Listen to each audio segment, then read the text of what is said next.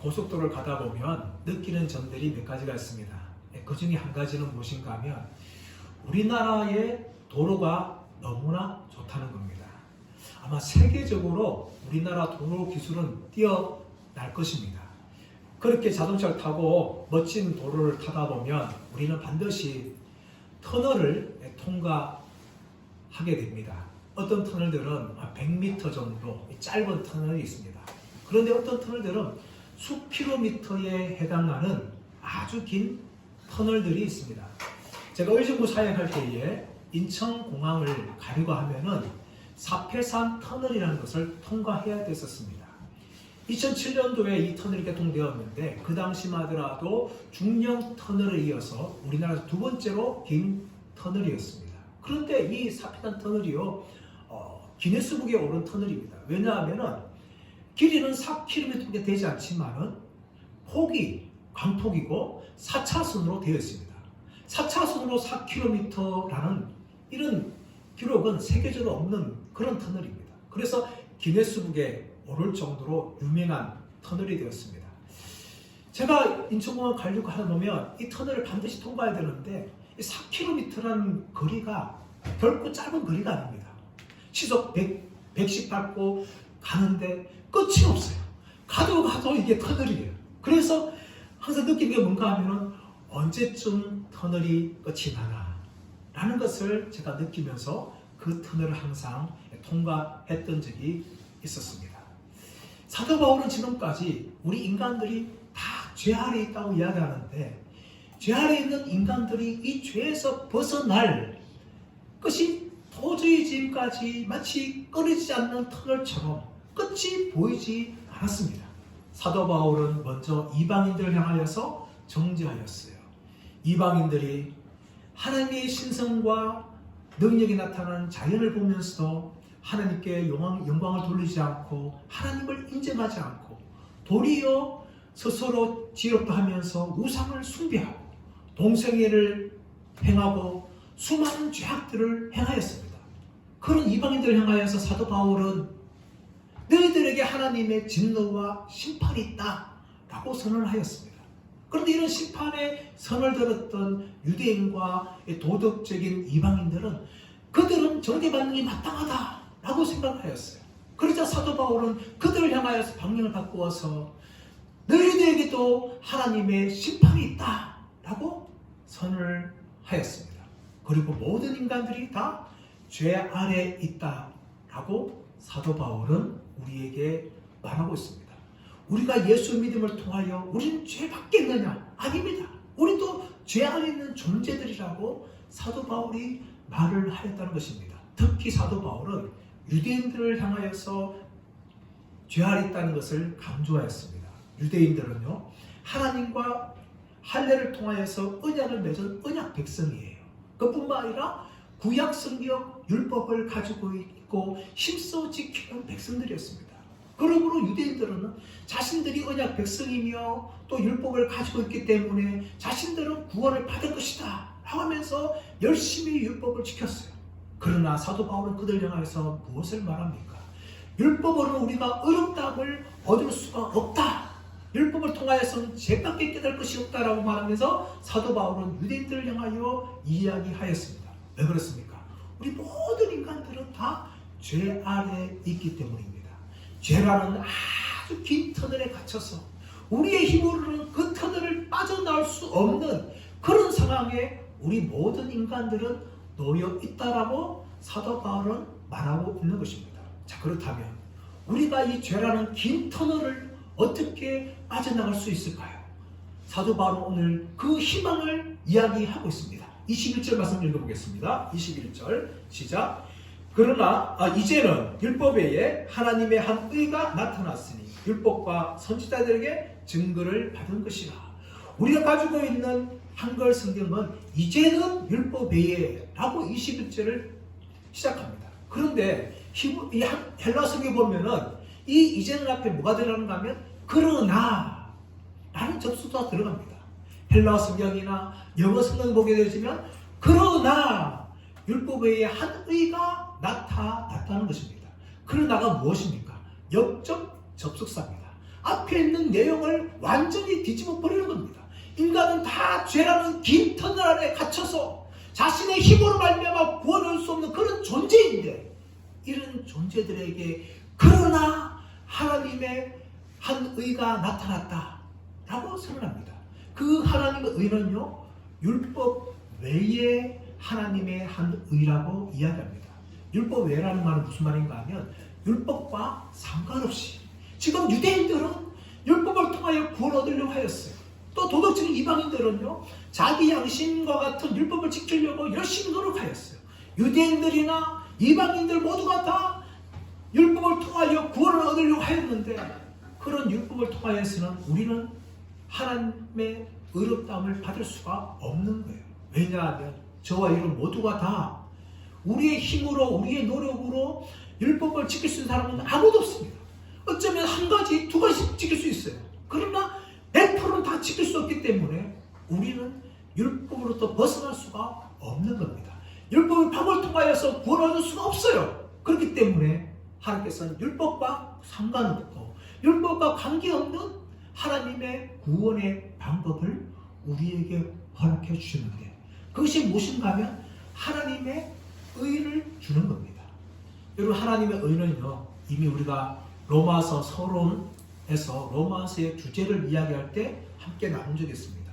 복음에는 하나님의 의가 나타나서 믿음으로 믿음에 이르게 하나니 오직 의는 믿음으로 말미암아 살리라. 이것이 로마서의 주제인데, 이 복음에는 무엇이 나타나는가 하면 하나님의 의가 나타났다는 거예요.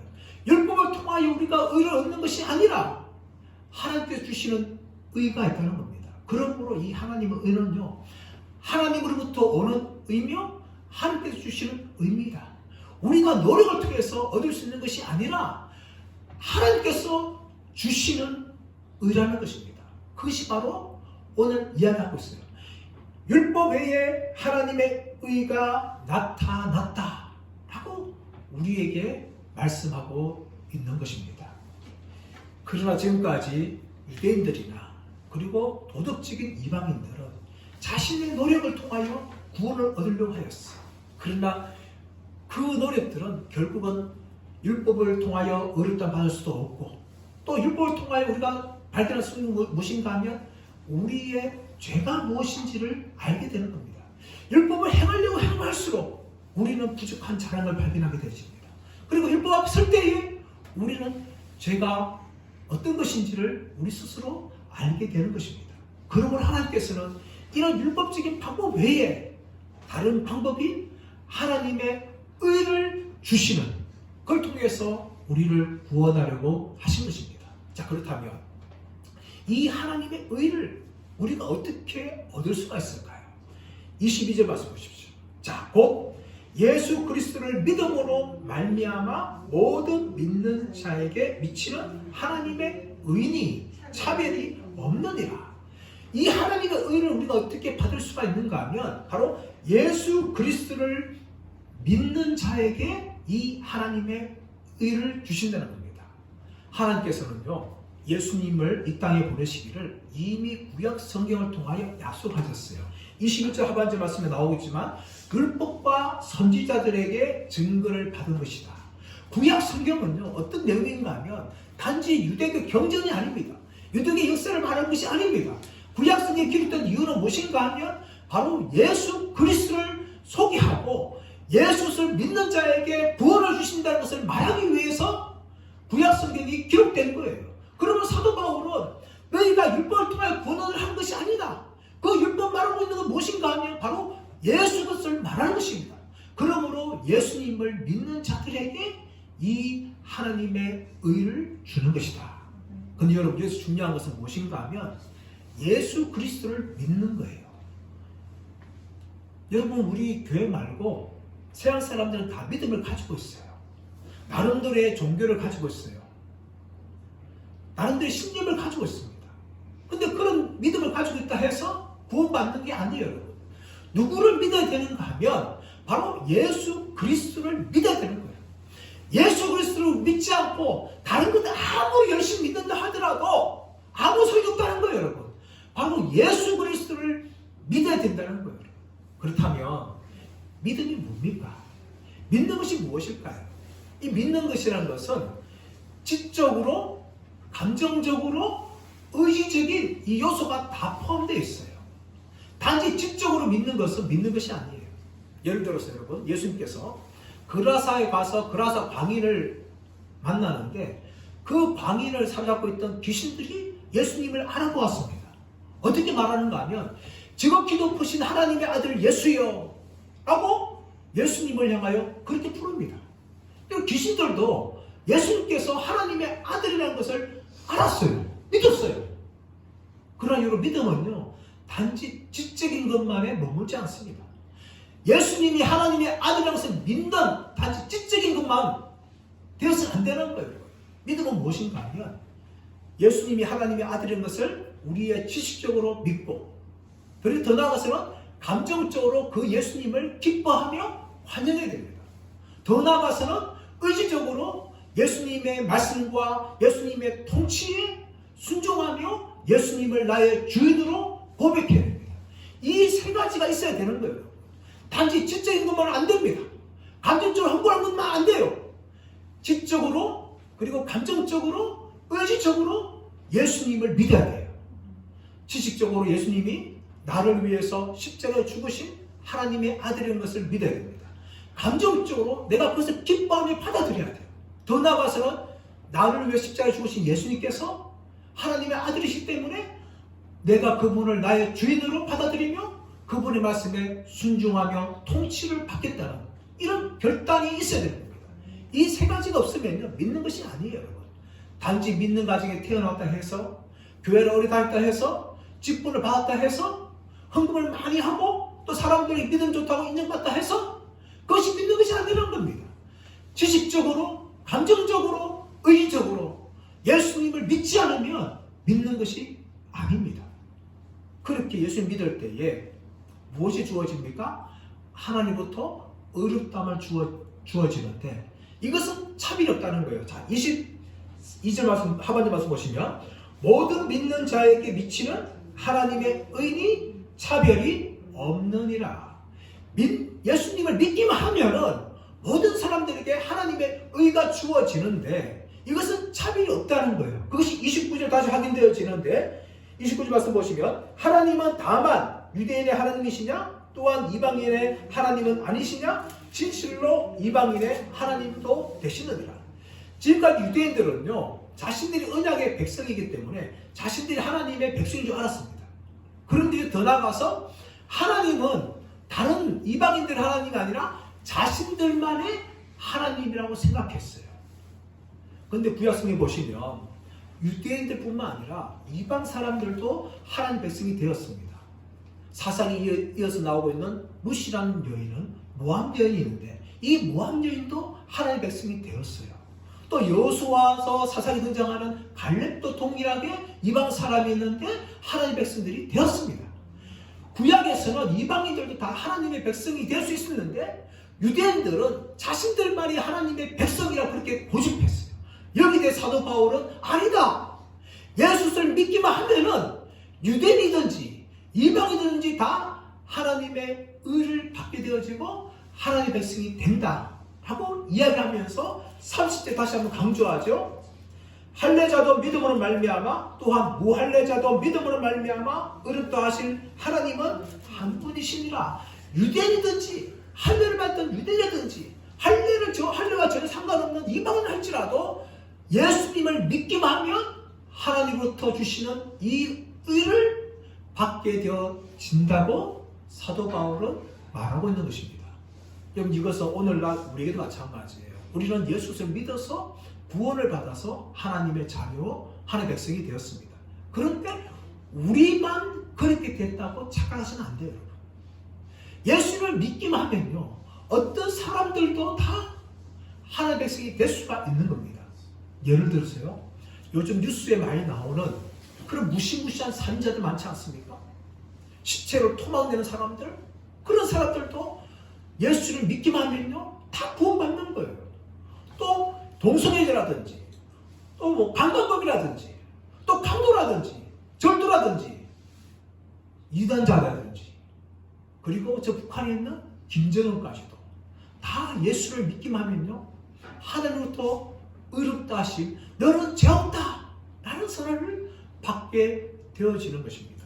이것이 바로 우리들에게 주어지는, 예수를 믿음 말미암아 주어지는 하나님의 의라고 사도 바울이 말하고 있는 것입니다. 두 번째로 사도 바울은 이 하나님의 의는요, 우리에게 은혜로 주어졌다는 것을 말씀합니다. 23절 말씀 볼까요? 23절. 모든 사람이 죄를 범하였음에 하나님의 영광에 이르지 못하더니. 여러분, 구원은 우리에게 은혜로 주어졌어요. 하나님의 은혜로. 하나님의 은혜로 주어졌다는 것은 우리는 행한 것은 아무것도 없지만 우리에게는 공짜로 주어졌다는 거예요. 나는 아무것도 한 것이 없는데 하나님의 선물로 그 의가 나에게 주어졌다는 겁니다. 그것이 바로 은혜인데, 왜 우리에게 은혜가 필요한가 하면, 우리의 상태는 어떤 상태인가 하면, 모든 사람이 다 죄를 범하였음에 하나님의 영광에 이르지 못한 상태이기 때문에 우리에게 은혜가 필요하다는 거예요. 여러분, 하나님의 영광에 이르지 못한다, 이르지 못하다는 헬라 단어가 후스테레오라는 단어인데, 이 단어는 꼴찌가 되다 라는 의미예요. 그냥 말로 설명은 잘 설명 안 되지만, 제가 이 초등학교 때부터 늘 힘들었던 게 있었어요. 그것은 무엇인가 하면, 운동회 때마다 달리기 하는 거예요. 달리기. 1학년부터 7반까지 있는데 한 줄로 1반, 2반, 3반, 4반, 5반, 6반, 7반까지 7명이 쫙 서요. 선생님 딱 하면은 그 아이들이 결승전을 향해서 열심히 달려가지 않습니까? 달려가는데 누구에게만 상 주는가 하면 1등, 2등, 3등에게만 상 주는 거예요. 그러니까 늘 저는 늘 힘들었어요. 아무리 열심히 달려도 6학년까지 한 번도 이 3등 안에 들어가 본 적이 없는 거예요. 3등 안에 들어가야지 1등은 공책 3권, 2등은 공책 2권, 3등은 공책 1권 받는데, 늘 하는 게 5등, 6등이니까 한 번도 공책 받지 못하고 그렇게 졸업을 한 거예요. 그렇다면 여러분, 6등도 상을 받지 못하는데 마지막 7등은 더 못 받는 거예요. 꼴찌는 더 못 받는 거예요. 여러분, 우리 인간들 상태가 그 상태라는 거예요. 여러분, 하나님 영광에 이르지 못한다는 것은 우리가 하나님의 영광에 있어서 꼴찌가 되었기 때문에 이 영광과 전혀 상관없는 그런 죄인된 상태이기 때문에 우리에게 하나님의 은혜가 필요하다는 것을 사도 바울은 말하고 있는 것입니다. 자, 24절 말씀 볼까요? 24절 말씀 보시면, 그리스도 예수 안에 있는 속량으로 말미암아 하나님의 은혜로 값없이 의롭다 하심을 얻은 자 되었느니라. 여러분, 이 하나님의 은혜, 하나님의 은혜로 값없이, 하나님의 은혜랑 값없이라면 같은 말이에요. 사도 바울은 강조하고 있는 겁니다. 우리가 구원을 받았는데 어떻게 구원받았는가 하면 하나님의 은혜로 값없이 구원을 받았다. 우리가 구원을 위해서 한 것은 아무것도 없다. 우리는 선물로 받았고 공짜로 받은 것이다.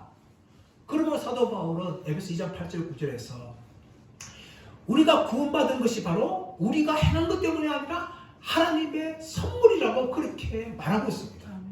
이런 사도 바울이 이렇게 우리가 구원받은 것은 하나님의 전적인 은혜로 가는데, 그런데 하나님 편에서는 공짜가 아니었습니다. 우리가 그 은혜를 받는 것은, 구원을 받는 것은 은혜로 받은 건데, 이 은혜가 주어지기 위해서는 하나님은 엄청난 대가를 지불했어요. 그것이 무엇인가 하면 24절 말씀 보시면 그리스도 예수 안에 있는 속량이라고 말합니다. 그리스도 예수 안에 있는 속량.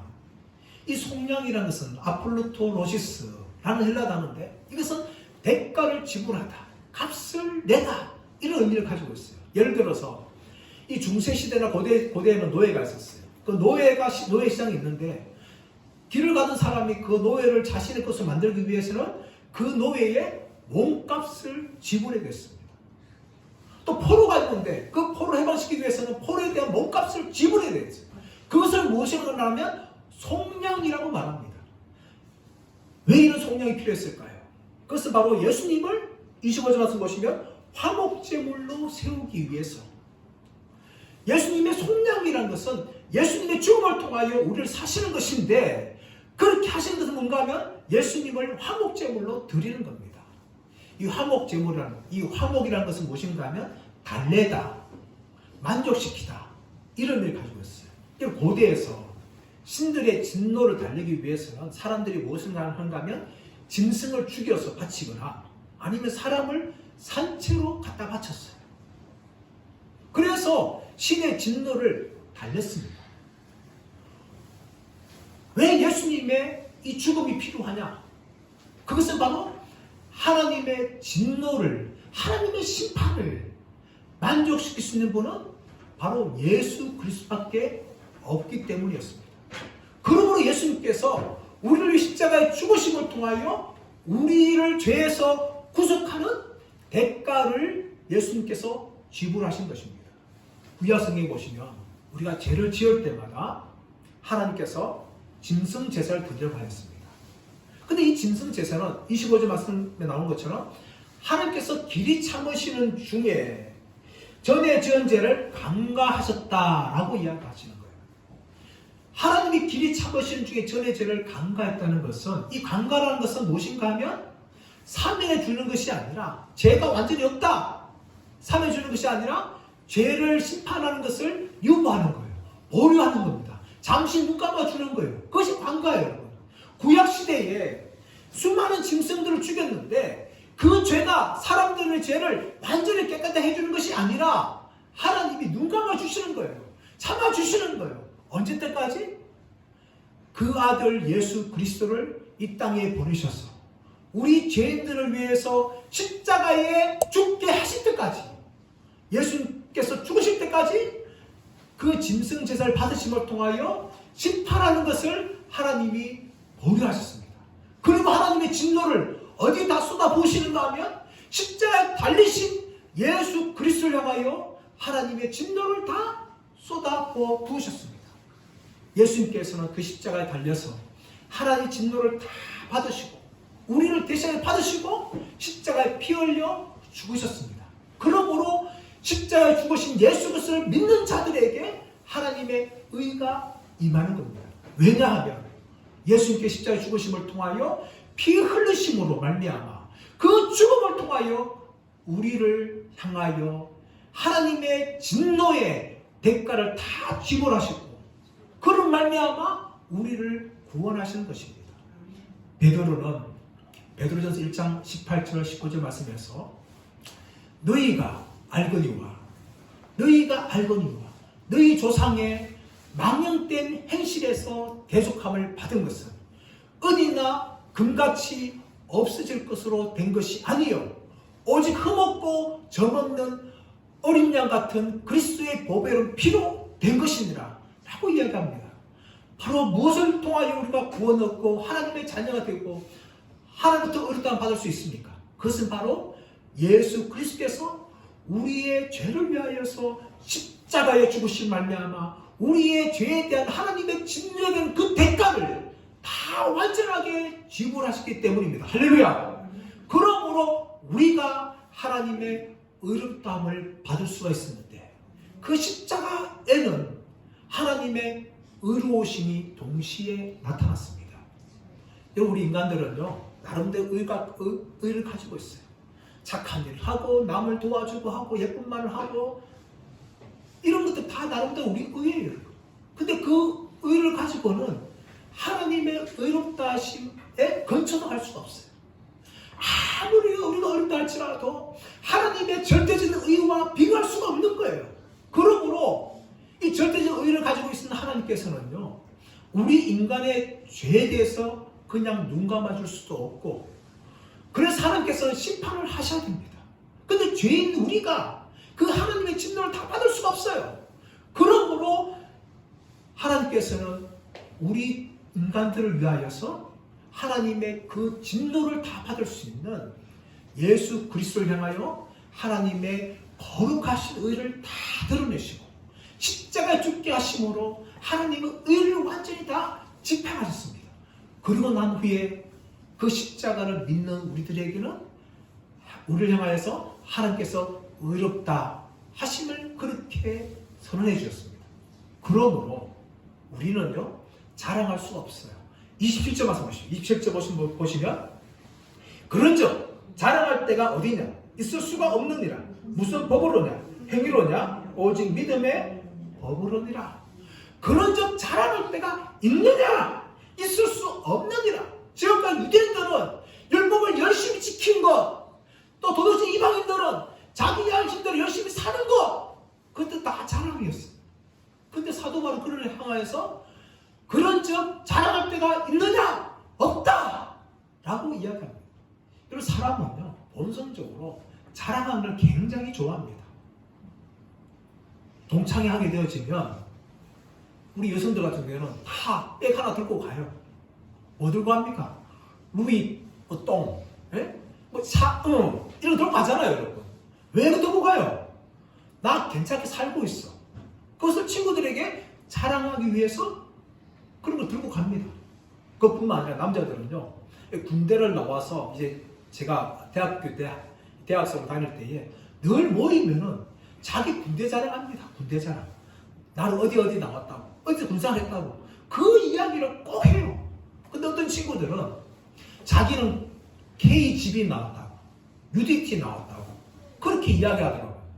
KGB가 뭔가 하면 저 소련의 옛날 러시아 이전 소련의 첩보 단체가 아니라 KGB는 뭔가 하면 코리아 골든 방위, UDT는 뭐냐?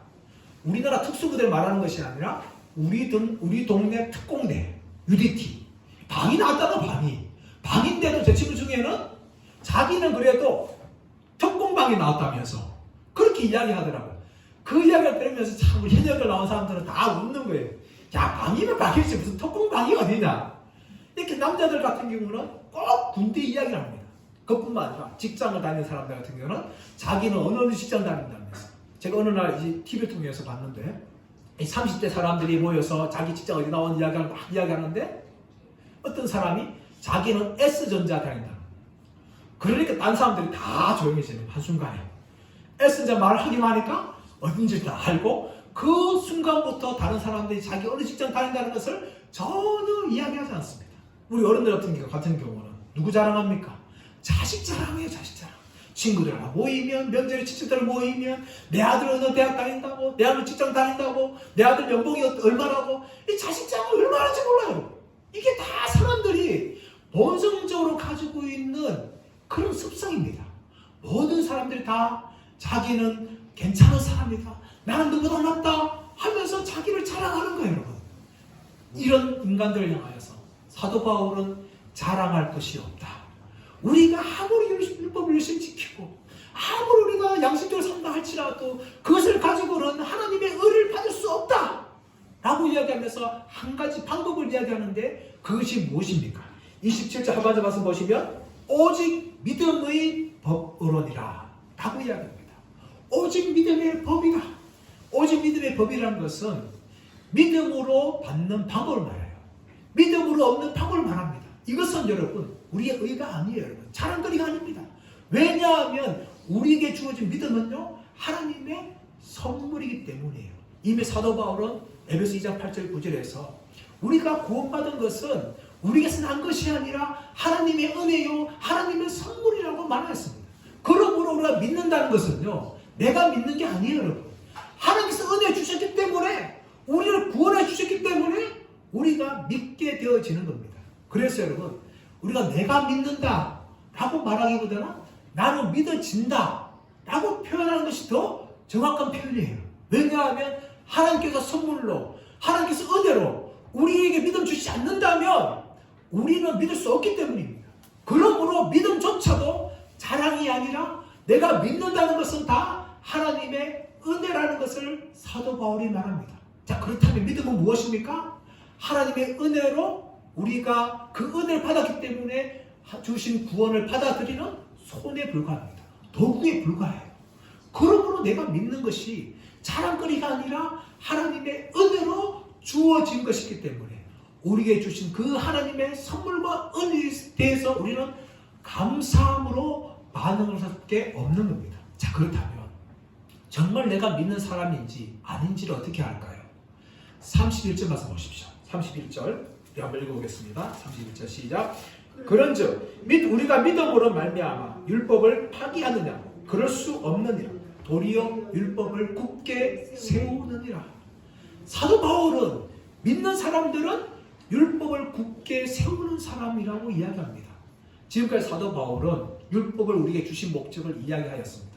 그것은 무엇입니까? 율법 앞에서 우리가 우리의 힘으로 하나님의 의롭다 하심을 얻을 수 없다는 것을 우리가 알게 하는 겁니다. 더 나아가서 율법을 통하여서 우리는 죄인이라는 것을 깨닫게 하기 위해서 율법을 주셨다라고 이야기합니다. 그렇다면 우리는 율법을 통하여 구원을 얻을 수 없습니다. 근데 우리는 믿음을 통하여 구원을 얻었는데 그 믿는 자로서 우리가 해야 할 일은 무엇인가 말하는가 하면 율법을 폐기하는 것이 아니라 율법을 세우는 삶을 살아가는 것이라고 이야기합니다. 여러분, 왜 믿는 사람들이 율법을 세워야 될까요? 그것은 율법이 바로 하나님 백성들에게 순종하며 지켜야 될 법으로 주어졌기 때문입니다. 여러분, 우리가 지금 대한민국 사람이 되었어요. 어떻게 대한민국 사람이 되었습니까?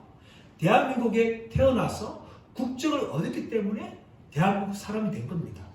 그렇기 때문에 우리는 대한민국에게 세금을 내고 또 대한민국의 법을 지킵니다. 우리가 대한민국의 국민이고 시민이기 때문에 세금을 내고 법을 지키는 것이지, 국민이 되기 위해서 우리가 법을 지키고 세금을 내는 건 결코 아닙니다. 이미 우리가 대한민국에 태어나서 대한민국 국민이 되었기 때문에 이 나라에게 세금을 내고 법을 지키며 살아가는 것입니다. 마찬가지로 우리가 하나님의 은혜를 말미암아 구원받아서 하나님의 백성이 되었기 때문에 우리가 지켜야 될 것은 무엇인가 하면 율법을 지키는 거예요. 율법을 지킬 때에 우리가 하나님의 백성이라는 것을 우리가 드러내는 것입니다. 율법을 지킴을 통하여 하나님의 백성이 되는 것이 아니라 이미 하나님의 백성이 되었기 때문에 그 백성으로서 율법을 지키며 율법에 순종해 나가는 겁니다.